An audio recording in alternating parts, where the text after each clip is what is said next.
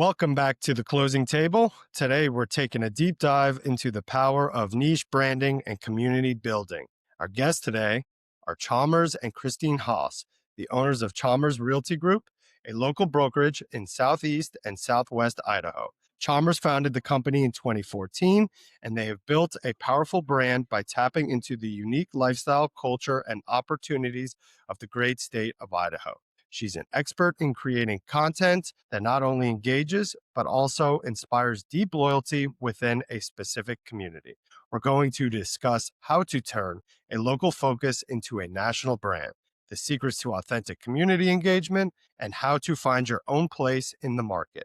Welcome to the show, Kristine and Chalmers. Thank you. Good to be here. Thank you very much. All righty. So let's maybe hear it in your own words. Tell me a little bit about how you both met. Why don't we start there? Because without that, I'm going to go out on a limb and say there's no realty group. That is true. Kristine, go ahead. Well, we were both musicians and we were at a orchestral seminar, Grand Teton National Park. And it was a summer program and they housed college students in the same condo. So we happened to be housed together.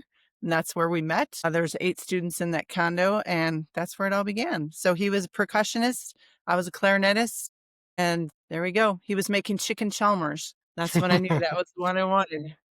You didn't have to bring that up.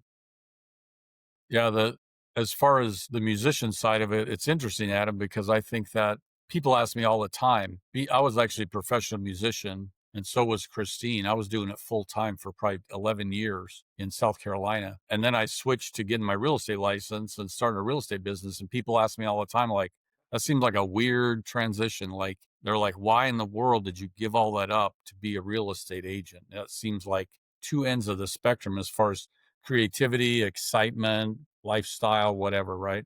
But really, it comes for me, and I know a lot of agents I talk to, it comes down to one, to be an entrepreneur, right? And one, to own your own business. Because when I was a professional musician with the orchestra, I was still getting paid every 2 weeks. I was on payroll. I wasn't really in control of my destiny. I know it sounds kind of dramatic, but wasn't in control of my destiny. So really starting the real estate business wasn't so much about, oh, I really love real estate. It was more about, here's a vehicle for me to own my own business, for us to own our own business and be able to just have that control. Does that make sense? Makes total sense. And I can personally relate to it as well. And that was in large part why I ultimately got licensed and then now started my own business as well.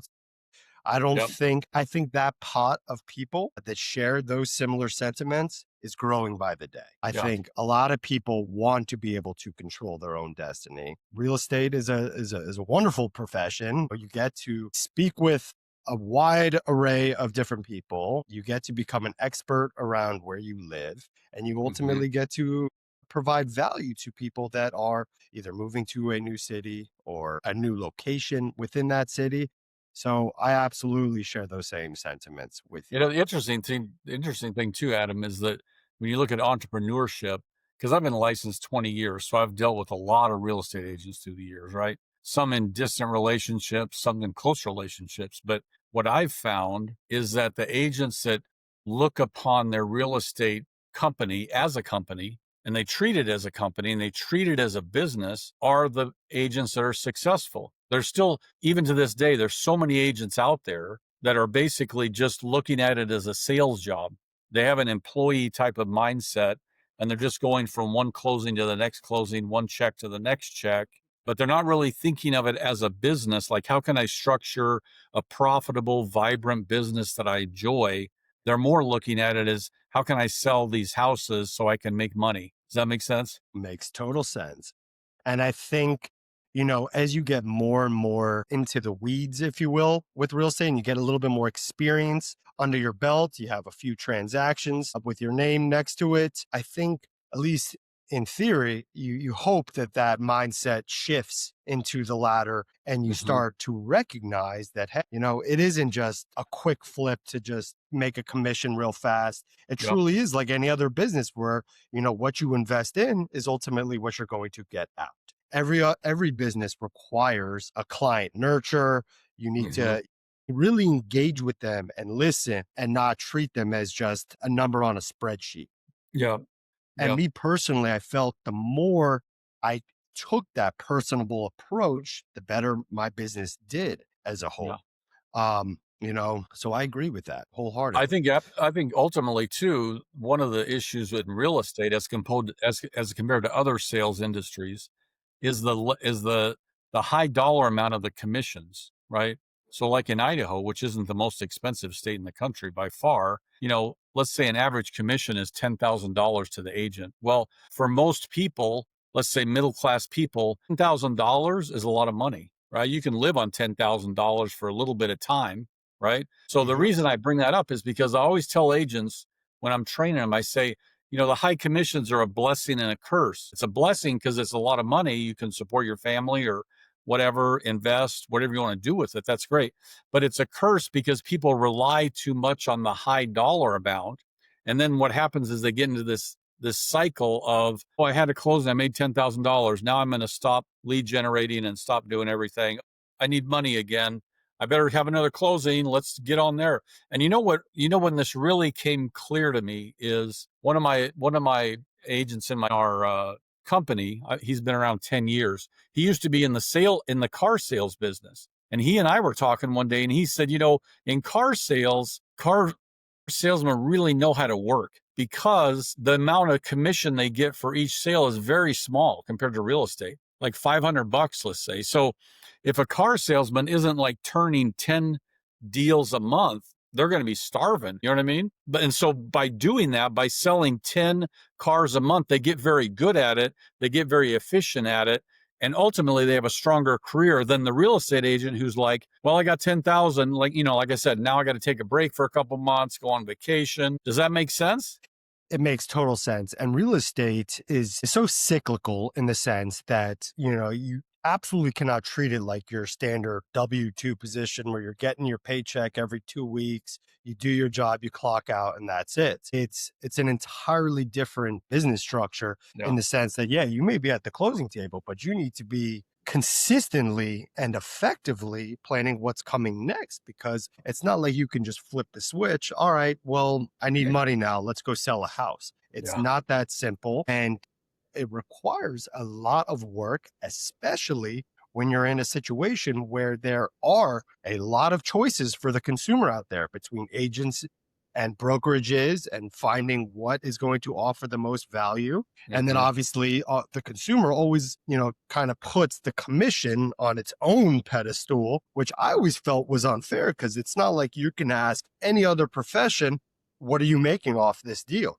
Whereas, in real estate, it's almost like, they know. So with that being said, I always try to look at it. All right, since that is the case, and I'm not going to be able to change that, what can I do to get ahead of that objection that I know is coming? And it may not necessarily be an objection. It may just be a feeling that just a human being has. The fact that knowing that they're going to be going down this road, this journey, we're not selling t-shirts here where you can just click add to cart and check out.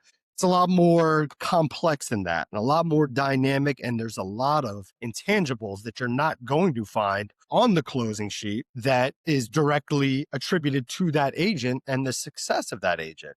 So it's very important to be able to articulate that value. And the way in which you articulate varies depending on the client. So you really have to understand your client first before you can kind of formulate your game plan for that person. Absolutely. So let's talk a little bit about when the business started, when, you got your first agent. Kind of walk me through how that started. I want to hear your story from your mouth. Well, how it started, why, and ultimately all the way through present day. It started with me spending 9 years being a single agent and growing the business and selling 20 to 30 houses a year, which is decent, right, as a single agent. But in hindsight, I look back and I say I shouldn't have spent 9 years doing that without any help.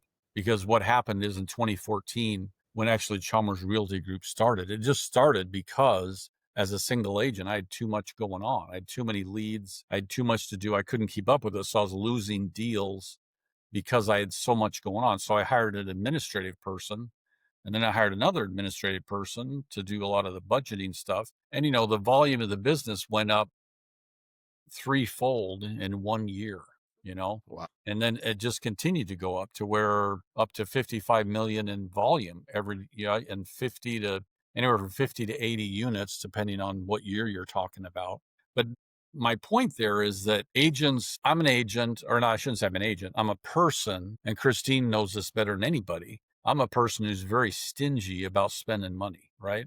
Would you agree with that, Kristine? Definitely. Very stingy about spending money. So what happened, Adam, when I look back is here's a guy that doesn't want to spend any money. So he's like, oh, I can just do everything. I'll just keep doing it.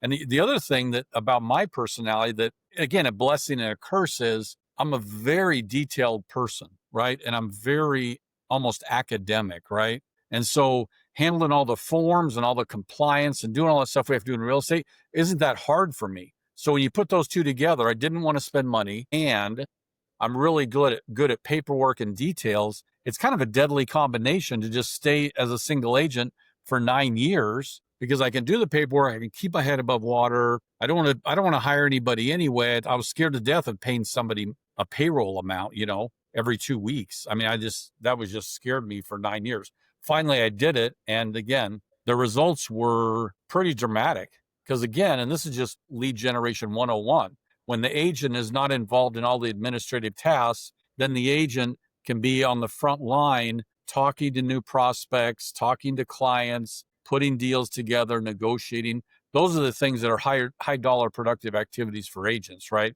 Not filling out counter offers, doing compliance, sending forms to the state, all that other stuff. It's music to my ears to hear you say that, because that is in large part why I started my business, to address all of those so-called pain points, bottlenecks, inhibitors that really just take you away from the events that actually move the needle. Mm-hmm.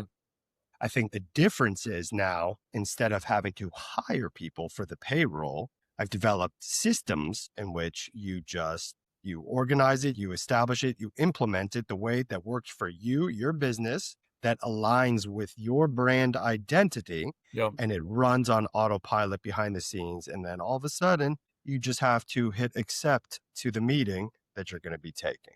So It gets rid of all of the administrative and the operational nuances, but are extremely important, as far as lead generation goes, and just keeping a very healthy pipeline.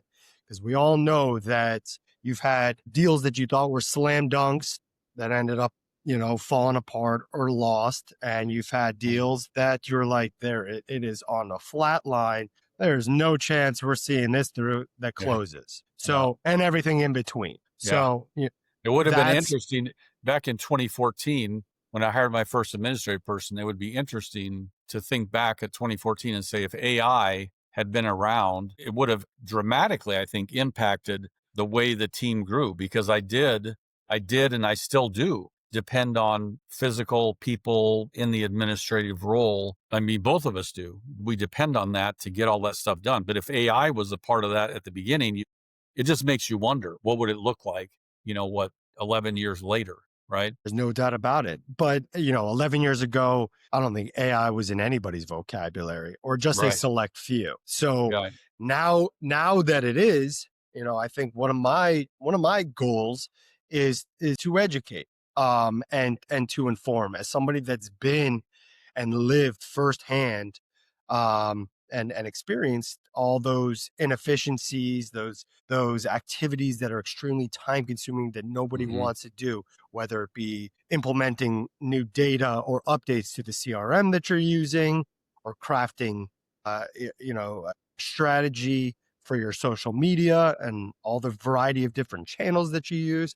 And Kristine, I'm going to talk to you about that very soon. What I have seen up to this point, and it's going it's evolving even now while we're sitting here on this call. I was reading this morning, there's even more stuff that can be utilized and taken advantage of to enhance business owners' workflow. And really what it all boils down to is, there's no shortage of headlines that, AI can do this, AI can do that.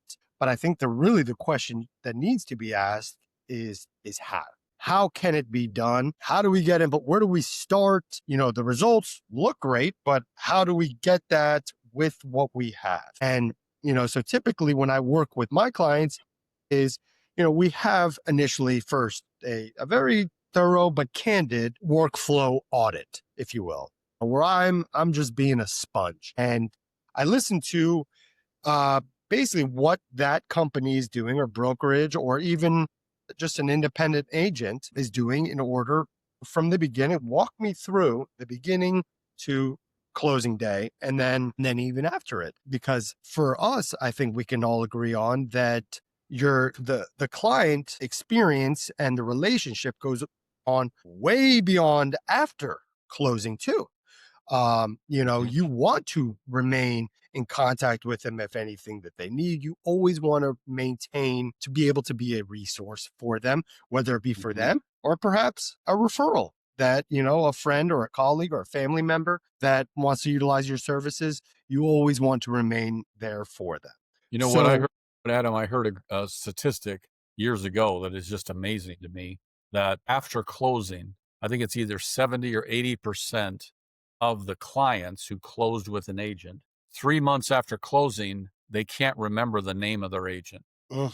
And that's a huge mistake on our parts as agents. I mean, hopefully I don't do that, because I try to stay in touch with people. But literally, it's like, I tell agents, that's like millions of dollars that you're leaving on the table over the years, right? Not initially, but when somebody doesn't remember you, you've already invested in that relationship, and you've got the relationship to a point where they trust you, then wow, to let that go is not good. And it reminds me too of this story I tell agents about Best Buy, right? We all know Best Buy, great store. If somebody, I tell this to agents to help them understand that real estate's all about relationship. If Mr. Jones wakes up on Tuesday morning and he's not thinking about a TV, he's not thinking about buying a TV that day, right?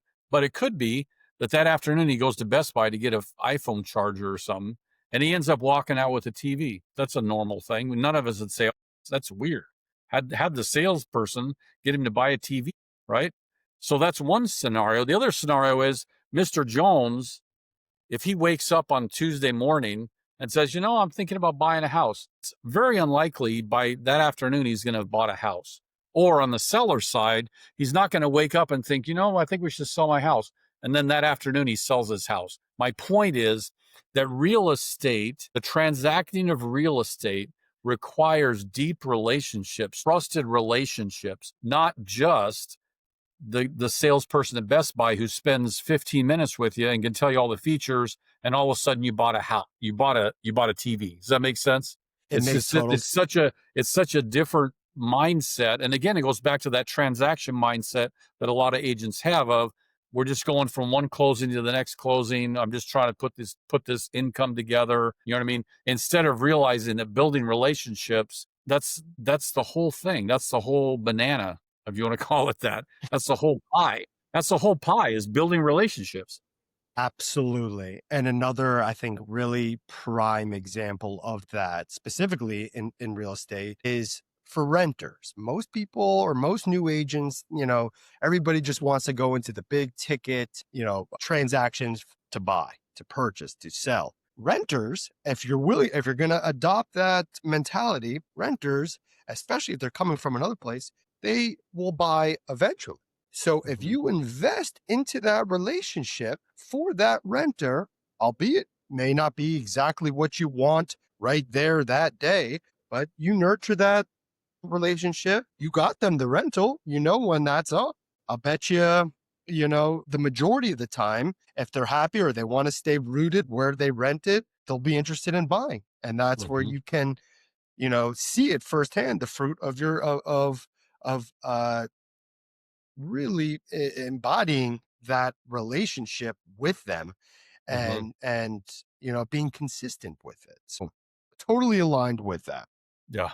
And it's interesting too that in real estate, the bar, I think, I don't know if you agree with me, the bar is pretty low as far as activity goes. What I mean by that is, even if you just stay in touch with people twice a year, either send them a text, give them a phone call, something, even twice a year, differentiates you as an agent from I would say, and I'm just throwing numbers around here, I would say it differentiates you from 90% of the agents out there that have zero contact with past clients. I mean, that's how low, to me, I guess I'm saying that's encouraging to realize you don't have to do that much. I'm not talking about you got to call them up every 2 weeks and have some kind of presentation for them and all this, you got to add all this value. It's just basically staying in touch, and so that when that person is ready to transact real estate, they already know you.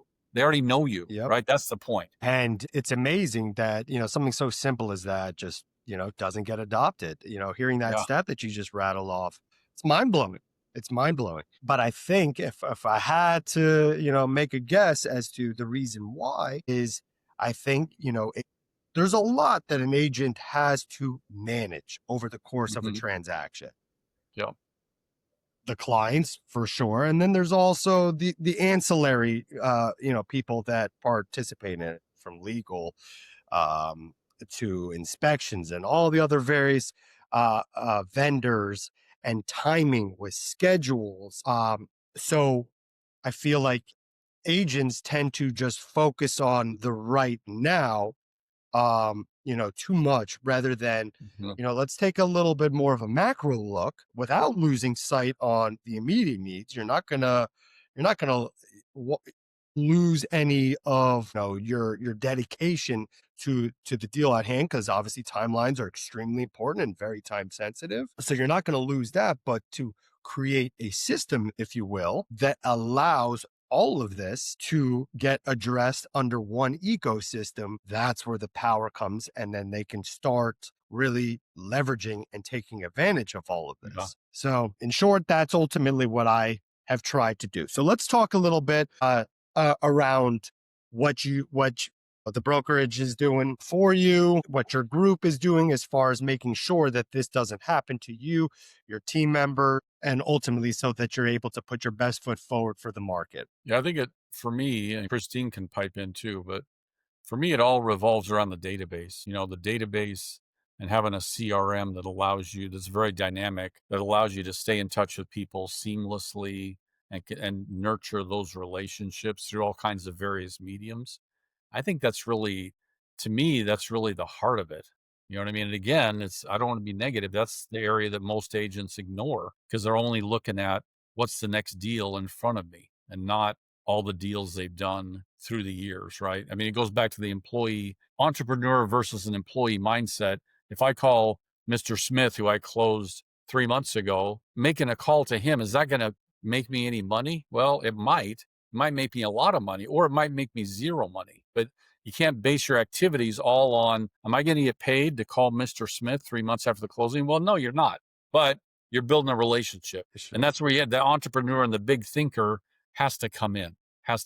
What would you say is the single most frustrating, let's call it a challenge or an obstacle, that you'd say you're currently facing that's preventing you from going to the next level and scaling even further, that you currently face? I'd say consistent marketing, because you can do social media and you can stay on top of it until you get busy. And if you're doing it on your own, then a couple days go by, week goes by, technical difficulties. I think we have a pretty good system for automate like drip campaigns, but the day-to-day social media, just sold postcard, that kind of stuff. And I know there's a lot of companies that allow you to do that, but then you're getting so scattered because you have this here, you have this here, you have this here, and then trying to get them all coordinated, plus budget, requirement. That would be my answer for the biggest issue right now. How many hours would you say a week that you dedicate towards social media, other forms of marketing across all the channels? Well, right now it's very little, because I have not been doing much here. Southeast Idaho is where Chalmers, and I built the team, but then we recently relocated over here. So he primarily works the Southeast Idaho still, because he has got a plethora of past clients and such. I'm breaking and branching out here in Boise more. And so I think just the time constraint for me is I have not, when I was doing it well and when I was doing it full time, I would say I would spend 10 to 15 hours a week. And that was just in Southeast Idaho when we were there. So if you have a successful team and lots of agents, it just takes more time if that's what you're offering them. And I think Absolutely. a cool part of the story, Adam, is the fact that I'm licensed for 20 years. Kristine's only been licensed for 2 years. Is that right? For Almost, yeah. 2 years. So for me, we've been married 35 years. So for me, it's pretty cool to have her involved on the team as an agent. I mean, of course, she was involved from the beginning, obviously, in supporting me and all that. Anyway, all that stuff you go through, right? But it's great to have her on the team, especially as an agent, so I can see all those great skills she had just come to fruition. It's pretty cool. Anyway, that's just kind of an aside, but I think it's a critical part of the story. Absolutely. And as far as the size of the team and the location of the team, talk to me a little bit about that. Southeast Boise, currently it's Chalmers and another full-time agent. Then we have several part-time agents over there. Southeast Idaho. Do I keep saying the wrong thing? Yeah, Southeast Idaho. Over here is just the two of us, me primarily because he's going back and forth still quite a bit. We have another agent who helps us, and there's more of a camaraderie between them, but we don't technically have a team on this side of the state. But what we're contemplating doing as far as reworking the team mentality is changing the team, because as you know, with AI and with all of the things and the options that agents have, the team is not as profitable as perhaps a co-op, where we can offer some support, but a lot of it they can do on their own now, when Chalmers started it, you weren't able to do that. So switching over to a co-op kind of mentality rather than a team mentality, where the commissions, the splits, agents get to keep more because we offer less because they can do more on their own, but you still have the camaraderie of a team and working together. Yeah, and I think that, Adam, not the heart, but just to flesh that out a little bit, in a traditional team, let's say is a 50/50 split on commission. That's pretty typical. That's what I did for years, right? So the co-op idea is going from 50/50 to 75/25, where the company keeps 25%, the agent keeps 75%. And like Kristine said, the team doesn't offer near as much support to the agent, but of course we're taking less of a split. And the theory there, which I think is a good one and will come to fruition, is the fact that if you're only getting 25% from the agents, you can put the closings together from multiple agents to where it's profitable for the company, because that 25% is getting paid to the company. It's less money, yes, but there's also less outgo on the back end. And she's right about AI and all the technology. That helps agents tremendously to be more self-sufficient. But to clarify, when you say less support, less technical support, yes. But again, the glue is the camaraderie and the personal support. So yeah, because what I've found is agents are for lack of a better word, agents are very lonely. I mean, people don't talk to them and say, hey, how's your business? How can I help? What can I, is there any advice? Agents don't usually do that. Agents are usually putting up a wall of, hey, I'm doing great. I sold 20 million. I'm awesome. I'm number one agent. But inside they're thinking, wow, I really have a lot of questions and a lot of issues. And so that camaraderie and support, I think, is even more important now than it was 10 years ago when we didn't have all the AI and all the tech that comes down the pike. Because I just think it's more important than ever to connect with agents on a personal level. I couldn't agree more. Everything you guys just said is something that I've experienced firsthand, both as a brand new agent all the way to what I guess I can consider myself now. I'm almost 10 years in, self-sufficient in that regard. But the camaraderie, those intangibles that you're not going to find anywhere, but inside here and in your heart, are equally as important. The happier you are, the more supported you feel, I think the better you're going to perform. And that's across, I think that's a life. Even beyond just the real estate component of it. And you're right. So especially newer agents, that come in, they're as green as you make them. They just passed. They don't really know what to expect. Is this right? Is this wrong? What works? What doesn't work?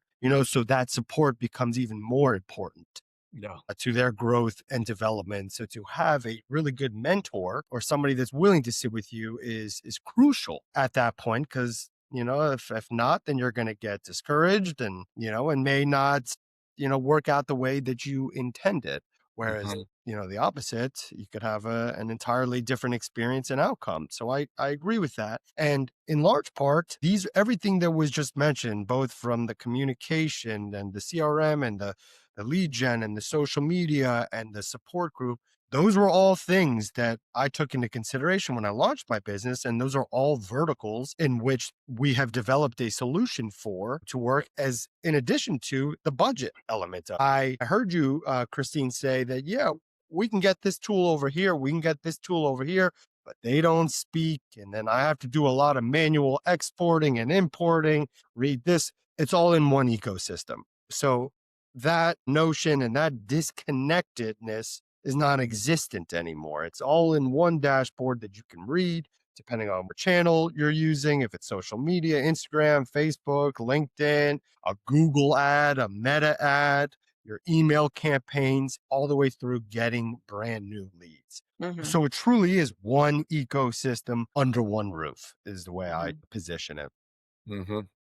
And then obviously the needs from an independent agent to a smaller team to a brokerage, they slightly different also. The agents are trying to get new business and the brokerages are trying to attract new agents and retain the agents as well, which is equally as important. Some of those churn rates are not so encouraging. And, I have my thesis on that, which we could say for a later date. But I really think, it boils down to the value you're getting and what you're paying for that value. You can be told one thing, but over time, it'll either come to fruition or it won't. And that's where the crossroad usually leads to jumping ship or, pivoting or doing something else. So the more you can ironclad those operations and those systems, I think it's a better experience for everybody, not just the agents and the brokerages, but also for the clients and their expectations for what they, expect throughout the course of the transaction, both before it and after it as well. Yeah. So I think, on that note, I'm curious, we'll end it with this. This is a question for both of you. I want to hear both of your answers to it. If you could wave a magic wand right now and solve anything across the board from any persona you want, what would it be and why? It's a good one. You can. That's a good one. I mean, obviously, it would be generating leads, but that to me goes back to the marketing, and only because we're very weak in marketing right now. And so, but I also, have done marketing for the team for many years. So that's where my brain is. I mean, obviously you want more clients, and that comes through lead gen, which comes through marketing. So that's my short Okay. answer. No, Yeah, and that's a great answer. I think in lead generation, there's two big buckets. One is prospecting and one is marketing. And the dichotomy there is that if you're prospecting, which includes things like networking with people, making phone calls, right? All that stuff, old school, we'll call it old school stuff, right? The prospecting is low dollars, but high time. Takes a lot of time, doesn't cost any money, right? The marketing, on the other hand, costs money, but it doesn't take as much time. Now, it takes time to put it together, but I'm just saying as a source of lead gen, right? Once you put an ad out there online or somewhere else, you're going to attract business through that ad. You're not investing more time in that ad. So you can guess, just from my story, Adam, about being a cheap guy, where I ended up is prospecting. It's even to this day, I'm much more prospecting based. I Yeah, but like making phone calls. I like reaching out to people. And so you're what's going to say, what's the problem you want solved though? yeah, I know. Well, I'm just pontificating here. I hear Just you. give He's me a building. chance. He wants Give anticipation. I give me like a Yeah. it. chance, will you? Build up. The I think build it's up. really the same as what you said, which is more clients, more leads, more deals. I know that seems kind of boring, but I guess I'd love to see the prospecting efforts that I do be uh more have more effect per hour spent, or the effort I put into it to have it be more productive, to where more closings, more clients, more contracts come out of that prospecting. Because one of the things I made in my notes to say is that with all the technology that's out there, I still think, I kind of said it before, that being belly to belly with people and really getting involved in their lives still, I think, is the best way to build a real estate business. Because again, you're selling things and people are buying and selling things that are a lot of money. And I just don't think it's something that people, not saying they don't do it, but they don't do it again, like the Best Buy salesperson, right? $500 TV. It's very thoughtful. And it's a long-term relationship most of the time because it's such a big purchase for them. I love it. It's very thoughtful, and you can hear the passion and the authenticity. And to me, that is paramount to being successful. You have to be yourself. You have to listen to others and really just communicate, and the relationship will blossom from there. As we wrap up here, I want to, well, for starters, I know I found my referral partners in Southeast and Southwest Idaho, but for those that are watching this episode, Chalmers, Kristine, if you want to give a little plug for your business and how people could potentially find you, I just want to make sure we're giving them the best information possible. So for Boise, well, for both, noplacelikeIdaho.com is our website. When you get on there, you can choose either Treasure Valley, which is Southwest, or Idaho Falls, Southeast. So that's the best way to get hold of us if you want. I am certified as a senior real estate specialist. So I love working with families that are in transition of either needing to downsize, trying to find the right home to age in place, helping children with parents that are aging, helping them find the right place for that as well. We also specialize, although in real estate, you go anywhere, but our main niche is Southeast Boise, in the Boise area, because there's a lot of different areas to go to. We live here. We love it here. Of course, we'll go anywhere too, but that's the area we know the best. Love it. Well, thank you both for your time, your insights. Oh, thank you, Adam. It's been great chatting with you. Likewise. Remember, that was our number one takeaway. We keep in touch, and we, we just check in how things are going. But I really, I want to thank you both for taking the time. It was a pleasure speaking with you, and yeah, thank you. My pleasure.